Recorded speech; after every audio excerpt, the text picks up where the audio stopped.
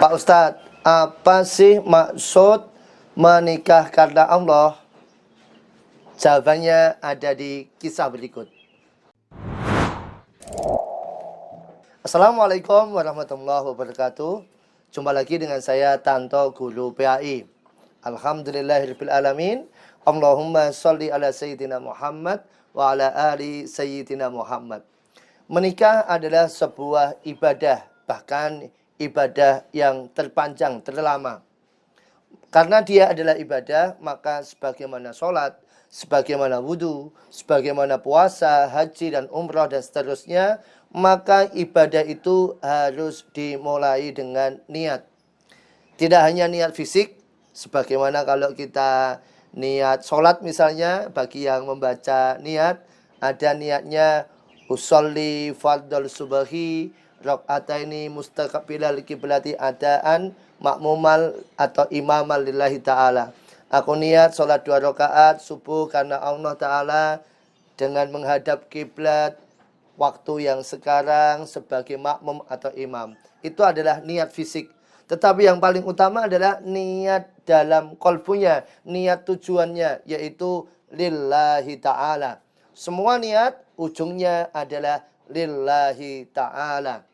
Begitupun kalau kita ngomongin soal nikah, maka niatnya pun harus lillahi ta'ala, untuk Allah Ta'ala. Apa maksudnya? Maksudnya adalah bahwa apapun yang kita lakukan, aktivitas yang kita lalui termasuk di dalamnya adalah pernikahan, semata-mata untuk mencapai ridho Allah. Saya mau jadi keluarga seperti apa? Yang penting Allah ridho. Saya mau dapat jodoh seperti apa? Yang penting Allah ridho.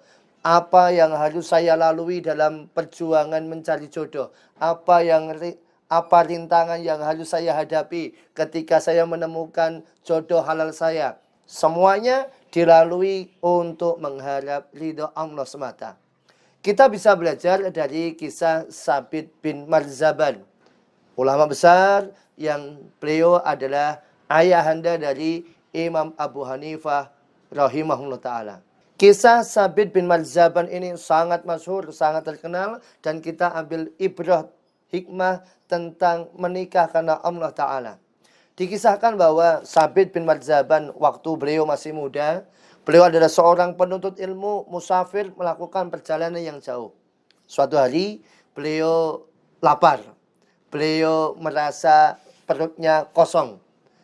Kebetulan qadarullah beliau memasuki kebun apel, dan karena saking laparnya, karena saking keroncongannya perut, beliau nggak tahan mengambil itu apel yang sangat matang, yang sangat ranum, yang sangat menggiurkan untuk dipetik.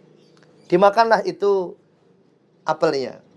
Tetapi sesaat beliau makan apel, apa yang terjadi? Beliau tiba-tiba sadar, ya Allah, ini kan bukan apel punya saya. Ini apel ada yang punya, saya belum minta ridho.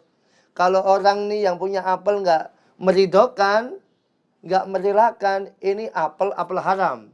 Kalau apel haram dimakan, nanti menjadi daging dalam tubuh, menjadi daging bagian dari api neraka. Saya nggak mau masuk neraka, ya Allah. Maka Sabit bin Marzaban kemudian mencari pemilik kebun apel ini. Singkat cerita, bertemulah. Wahai Tuan, apakah betul Anda pemilik kebun apel ini? Iya betul. Ada apa? Saya mau minta ridho, Tuan. Saya mau minta maaf. Saya sudah memakan buah apel dari kebun Tuan tanpa izin. Mohon kiranya Tuan berkenan untuk merelakan, untuk meridhokan buah apel yang saya makan. Sang pemilik kebun apel ini mungkin mikir, ya, ini tumben ini ya, tumben. Biasanya orang nyolong ya, biasanya orang nyolong ngambil enggak izin.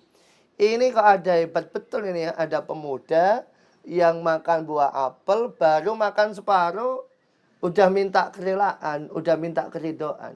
Ada apa rupanya? Ya karena dia takut apel yang dimakan nggak diridhoi, nggak direlakan, nanti jadi buah daging api neraka. Karena tumben ini menemukan seorang laki-laki solih, Pemilik kebun apel ini menyatakan, ya aku ridhokan, aku relakan tuh buah apel buat kamu. Tapi syaratnya satu. Apa Tuhan? Apapun syaratnya saya lakukan.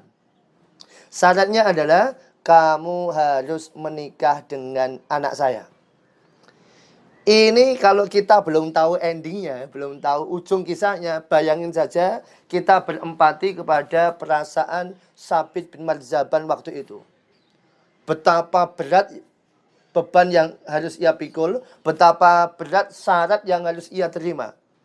Apa gara-gara cuma satu apel, bukan satu apel, separuh apel ia makan, ia harus menikah.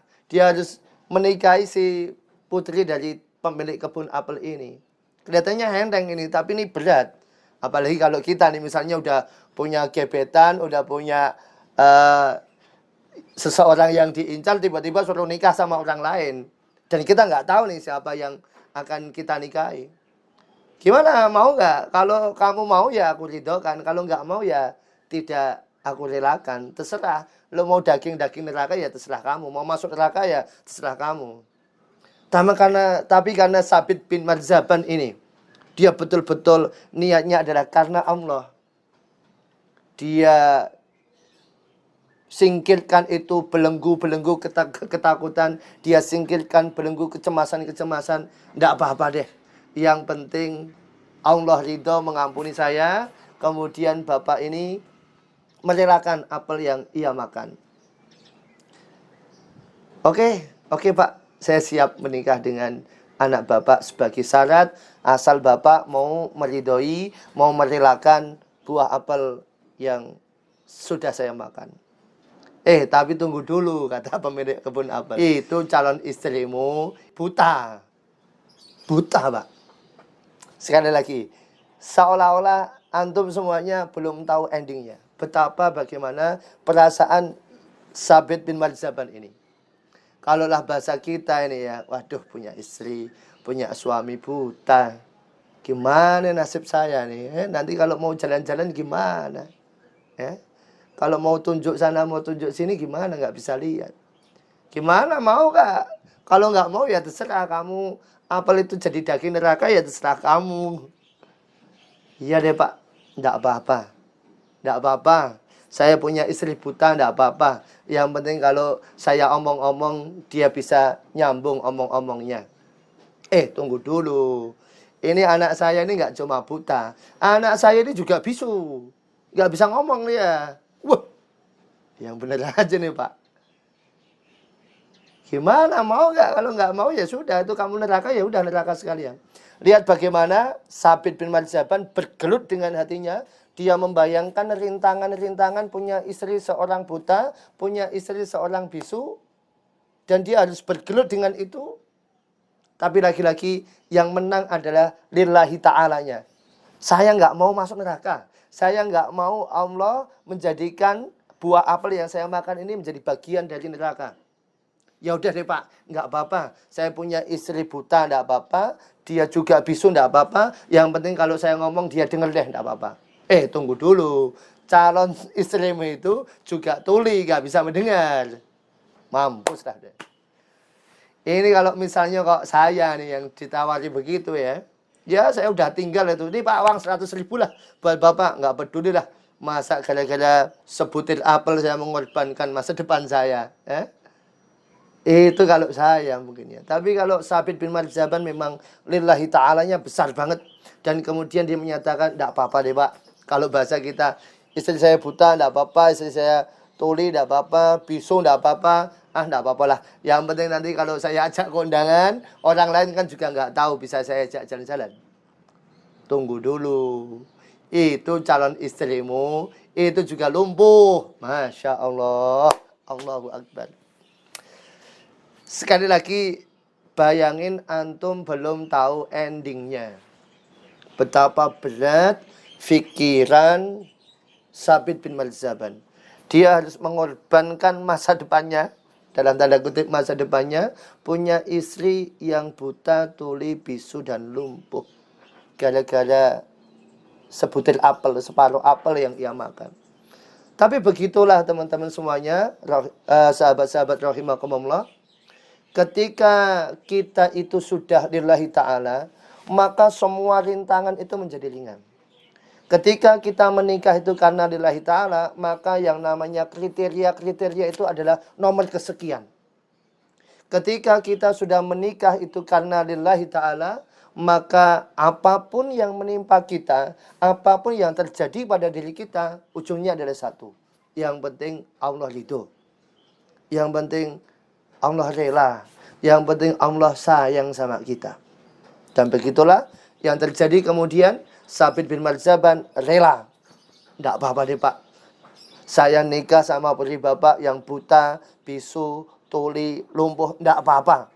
Yang penting Bapak rela dengan apel yang saya makan. Sehingga saya tidak masuk neraka gara-gara separuh apel yang saya makan. Dan hasilnya, Masya Allah. Sesuatu yang dimulai karena Allah. Allah dulu, Allah lagi, dan Allah terus, maka endingnya memang sangat indah. Sebagaimana yang kita tahu, Sabit bin Marzaban ketika sudah dinikahkan, dijumpakan dengan istrinya, dia tidak menjumpai kekurangan sedikit pun. Istrinya memang buta, maksudnya adalah ia tidak pernah melihat yang maksiat. Istrinya memang tuli, maksudnya adalah ia tidak pernah mendengar kata-kata yang negatif. Istrinya adalah bisu, maksudnya adalah istrinya selalu berkata-kata yang baik. Dan istrinya adalah seorang lumpuh karena ia tidak pernah jalan ke tempat maksiat. Allah dulu, Allah lagi, Allah terus. Inilah menikah karena lillahi ta'ala. Apapun yang menimpa, apapun yang terjadi, apapun kondisi kita, yang penting Allah ridho pada kita. Yang penting Allah sayang sama kita. Subhanallah. Subhanakallahumma wa bihamdika asyhadu an la ilaha illa anta astaghfiruka wa atubu ilaik. Wallahu a'lam bishawab. Terima kasih. Wassalamualaikum warahmatullahi wabarakatuh.